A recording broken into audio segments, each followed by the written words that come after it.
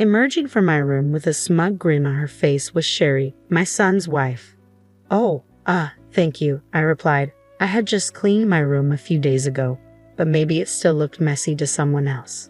I decided to just thank her for now. Sherry never lifts a finger around the house. She's always snarky and throws tantrums when things don't go her way, so her cleaning my room, that's suspicious to say the least.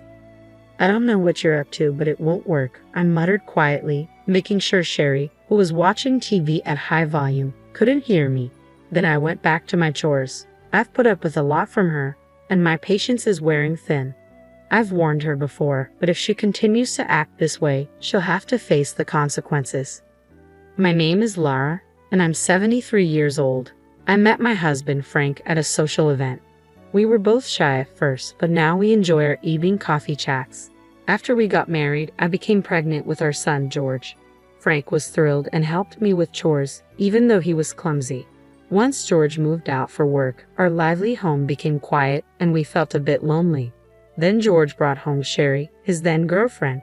Frank and I thought she was beautiful and well-mannered. Sherry looked dazzling as she sat on the sofa, her long black hair tied up and her back straight. My husband and I talked a lot with Sherry, leaving George alone because he was too nervous to understand what he was saying. We liked her so much that we encouraged George to marry her quickly, which they did. Life got busy again with their honeymoon and moving to a new place, but we enjoyed it. We were disappointed when they decided not to have children, but we understood. We thought peaceful days were ahead, but we were wrong. They kept coming back home for trivial reasons, whether it was a broken air conditioner in the summer or unpaid electric bills in the winter. They'd stay with us but leave all the work to us. At first, we felt sorry for them, but it became increasingly annoying. Frank, who once welcomed them warmly, now gets stressed just seeing them. As for George, he's as oblivious as ever, acting like he can do whatever he wants. My son and daughter-in-law decided to come visit us out of the blue. George called me last week and said, "Hey Mom, we're coming over next week. Just a heads up." Then he went radio silent, leaving me in the dark about when exactly they'd arrive. Then, just as suddenly, I got a message from Sherry saying, "We'll be there soon, so get ready." I had to scramble to prepare everything. Frank said, "You handle the bedding and clothes, I'll go buy the groceries we're missing. If you could jot down a shopping list, that'd be great." Then he went to change. I thanked him and quickly wrote down the ingredients for tonight's dinner, placing the note on the living room table. Then I started airing up the guest futon. When I returned to the living room, Frank was looking at the note. "Is this everything? If you remember anything else, just text me and I'll pick it up," he said with a smile. I couldn't help but smile back. Just as I was about to get the clothes, I heard a loud voice from the entrance. "Lara, are you there?" Sherry was calling out to me from the front door without even ringing the doorbell. I rushed to open it. "Come on, you knew we were coming. Why did you leave the door open?" Sherry complained as she walked in.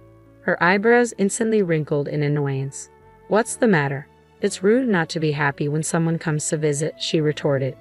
I held my tongue and welcomed her in. "Where's George?" I asked, noticing his absence. "Oh, Frank snagged him for grocery shopping," she replied nonchalantly. I was a bit annoyed by her attitude, but decided to let it go and continued with my preparations. Sherry didn't lift a finger to help. She just sat there eating her snacks and occasionally laughing at the TV. After a while, she suddenly stood up and left the living room. I assumed she went to the bathroom and didn't think much of it, but when she returned, she looked pleased. "Lara, your room was a mess, so I cleaned it up for you," she announced. I was taken aback. She had gone into my room without asking. I had questions but decided to thank her anyway. She grinned and plopped back down on the sofa.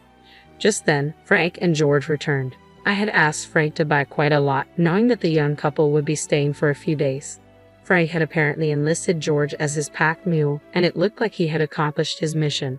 Frank handed me the groceries, stepping over a visibly exhausted George, who was still holding bags at the entrance. After saying thanks, I took out what I needed and started putting the rest away in the fridge. "Hey George, stop lounging and bring everything here," Frank called out. George, still sitting by the entrance, looked a bit annoyed but eventually brought in all the bags in a few trips. "Man, I'm beat. Mom, pour me some iced coffee too," George said. "Do it yourself," Frank scolded George again for his whiny tone, but I prepared the coffee with a wry smile. "Welcome back, thank you. Dinner will be ready soon, so just wait a bit." All right, George said as he took the iced coffee and headed to the living room. He sat next to Sherry and gulped down his drink. I continued preparing dinner, but Sherry didn't offer to help. Not that I expected her to. In fact, I'd rather she didn't. She might mess something up. Eventually, dinner was ready and we all ate. It was a simple spaghetti meal, but there were no complaints from George or Sherry, so it was all good. After dinner, the room had that relaxed post-meal atmosphere. Frank and the young couple were watching TV, no conversation, but that's better than the alternative.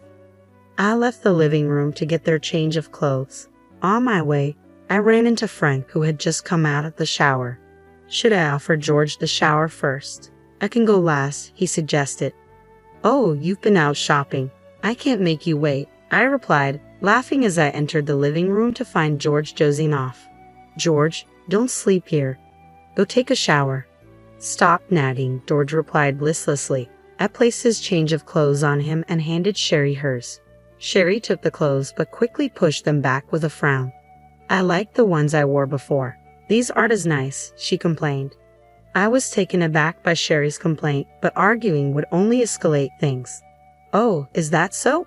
Wait a moment, I said, heading to look for the other clothes. George, uninterested in the whole affair, yawned and headed to the shower. While searching, Frank popped his head in. Do you know where my golf balls are? Aren't they next to the closet where you usually hang your coat and bag? I can't find them, he replied. Puzzled, I watched Frank leave and then returned to Sherry with the new clothes. Ah, this is it. You get what you pay for, she said, satisfied with the replacement. I had bought the clothes when Sherry and I went shopping specifically for when they stayed over. Sherry had insisted on something expensive, and I had given in. I'll shower next. I don't want to go after an old person, Sherry said, just as I was about to retort. Frank returned, looking concerned. Still can't find them. Sherry, do you know where the bag of golf balls next to the coat closet is? Frank, seemingly at a loss after searching everywhere, decided to ask around, not expecting much of an answer. What he got was a shock. I have no idea what you're talking about. Are you accusing me of stealing? That's terrible. How could you suspect me? Sherry's loud denial left me stunned. Frank tried to explain it was a misunderstanding, but an irate Sherry wouldn't hear it. George, freshly showered, returned, and we all tried to calm her down, but she stormed off to the shower room, still in a bad mood. The living room fell silent, filled with tension. What just happened? George asked, noting that it was rare for Sherry to be this flustered. But why did she really get so angry? I couldn't help but suspect Sherry based on her usual behavior. Come on, Dad, apologize. You're practically accusing her, George said. Before I knew it, George and Frank were arguing. It took me quite a while to break it up. Just then, Sherry returned from her shower, making things even more complicated. Now Frank was the one being grilled by the young couple, but Frank didn't back down, especially when he scolded Sherry for her behavior today. She stormed off to the guest room. George continued to yell, blocking Frank, who tried to follow her. You keep blaming Sherry, but you haven't apologized for suspecting her. You never apologize. That's what I hate about you. Enough, Frank muttered. Do as you please, and he returned to his room. The living room fell silent again. I sighed and headed for the shower. I'm going to bed, George said curtly, heading for the guest room. I stopped him. The guest feed-in smells musty, George. Sleep in my room. Sherry's overreaction to Frank's words and the mysterious cleaning of my room had made me suspicious. I decided to let George use my room, which was originally intended for Sherry. Your room? I'm fine with a little mustiness. I'm not a kid anymore, George protested. What if you get pneumonia? See, that's what I mean. Fine, I get it, George replied. Annoyed but giving in, he headed to my room while I glanced at the guest room Sherry was using. She wouldn't know about this exchange, being in a bad mood. If nothing was wrong, that was fine. I planned to prepare the guest room for George tomorrow. George opened the door to my room and went in. Whoa, what they?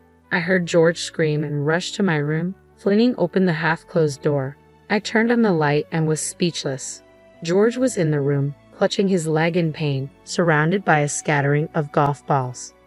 The golf balls Frank had been looking for were strewn all over my room. In the pitch-black room, George must have stepped on them. Of course he did. Who would ever think there'd be golf balls scattered all over the room? George lost his balance, stepping on one, and tried to regain it, but ended up putting his weight in the wrong place and fell hard. He was clutching his leg and whimpering, tears streaming down his face. Hearing the commotion, both Frank and Sherry came out of their rooms. Frank peered into the room from behind me and said, "What's going on here?" He tried to help George up, but also tripped on a golf ball and almost fell, just like George. I turned around. There stood Sherry, pale as a ghost and trembling. Why is this happening? This is Lara's room." Her voice was so soft it was almost drowned out by Frank's urgent questioning of George. "Yes, this is my room. Speaking of which, Sherry, you cleaned this room today, didn't you?" At my words, Frank and George turned to look at her. Sherry took a step back, flustered. "Did you see these golf balls when you cleaned?" I asked gently. Sherry just stood there, shaking. "Sherry, do you know anything about these golf balls?" Still, Sherry remained silent. "Hey, Sherry, what's going on? Answer me," George demanded, his patience wearing thin despite his obvious pain. I didn't know you'd be coming into this room," Sherry finally said, backing away and shaking her head. Frank muttered, "We have no choice but to call an ambulance and the police." At those words, Sherry collapsed on the spot, sobbing. I immediately called an ambulance and the police, then checked on George. He was sitting, clutching his leg, struggling to breathe, his face red with anger. He answered my questions, but his eyes were filled with rage toward Sherry. Eventually, the ambulance arrived, and I accompanied George to the hospital. After an examination, it was determined that George had fractured the top of his foot and would need to be hospitalized. By the time we got to the hospital, his foot was swollen and bruised, almost too painful to look at. The nurses and doctors advised reporting the incident to the police, clearly displeased with the situation. I agreed and stepped out to call Frank. He answered and informed me that the police had arrived and were currently taking statements. The call was then handed over to the police officer, who expressed a desire to hear the full story later, to which I agreed. According to Frank, Sherry was just sitting on the floor, unresponsive to anyone or anything. After hanging up, I returned to George's hospital room, received instructions for his hospital stay, and decided to go home to gather some essentials. When I arrived back home, there was a crowd gathered around, making it difficult to get inside. Finally, inside, Sherry immediately started to lash out. "Why wasn't it you? Why did George go into that room? If you had gone in, none of this would have happened to George." Breaking free from the police officer's restraint, Sherry lunged at me. "It should have been you. You're already old. If you had fallen, this house and this land would have been mine." Despite efforts from Frank and the police, Sherry continued spewing hateful words with a ferocity that felt like she could physically harm me. She was eventually pulled away and arrested. Suddenly silent, as if a switch had been flipped, she was escorted out of the house by the police, drawing the attention of many onlookers. Left behind, Frank and I stood there stunned, watching the whole sequence of events unfold. We were snapped back to reality by the police officer. I briefly answered their questions and then headed back to the hospital with the essentials George needed. When I arrived at his hospital room, no nurses or doctors were around. Upon hearing about the situation at home, George, who had momentarily forgotten about his severe injuries, started to make a commotion. A nurse rushed in, and together we managed to calm him down. "I've been suspicious of her for a while," George began. "The way she sometimes looks at Mom bothers me. I've been meaning to say something." Despite his words, I had never sensed any such concern from George before, nor did it seem like he had noticed anything alarming.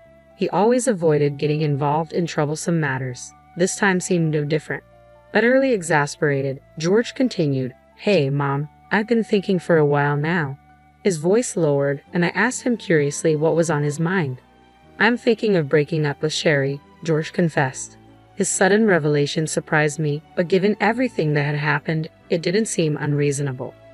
"I don't know how Sherry acts when it's just her and me, but her behavior during visits has been terrible.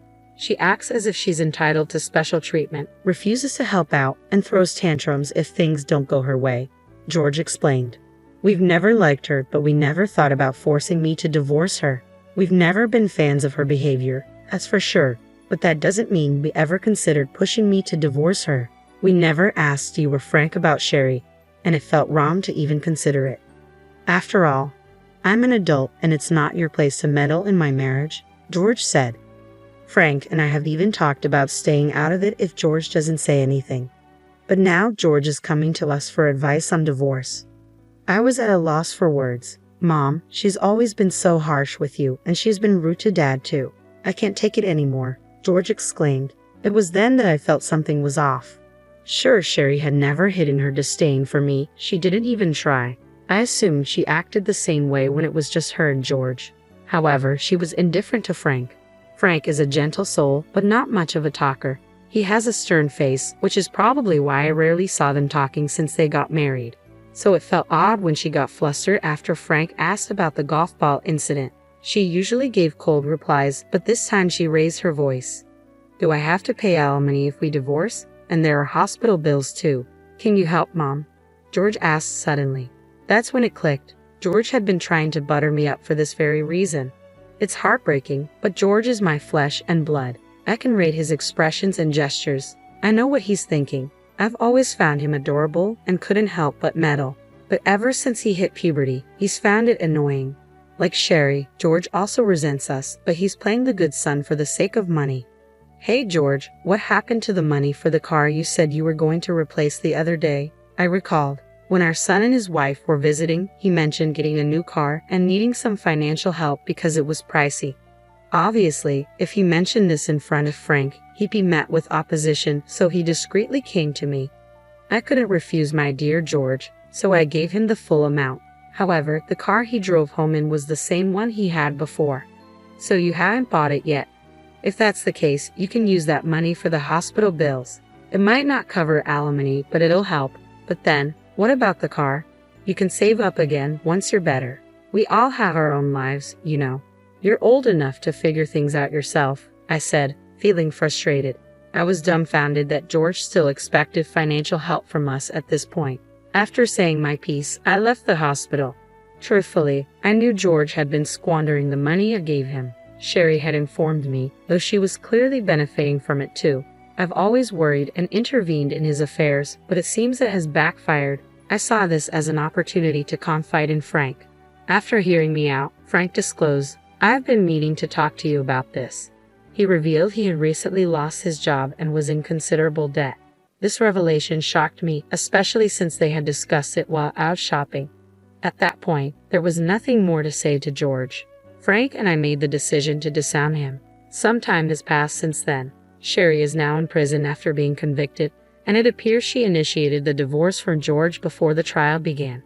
Later, I heard it was because George had started withholding money from her until he stopped altogether. This revelation left me horrified, especially knowing what she did in my room, hoping it would bring her more money. As for George, he seemed to embrace the idea of divorce when Sherry suggested it, ultimately agreeing. He isn't burdened much by alimony, but is drowning in the debt he created. Of course, the money for the car had long been squandered. We covered his hospital bills, but he's diligently working to pay off his other debts. It's a pathetic situation, but it's the consequence of his lifelong dependency. I hope he learns from this. As for Frank and me, the money we had been giving George actually came from Frank. I didn't have that kind of money, but Frank loved George and wanted to support him through me. Now, that's no longer an option. We're planning a hot spring trip, something we've never done before. I do regret putting George through all this, but given everything, it can't be helped. Now, the happiest moments are when Frank and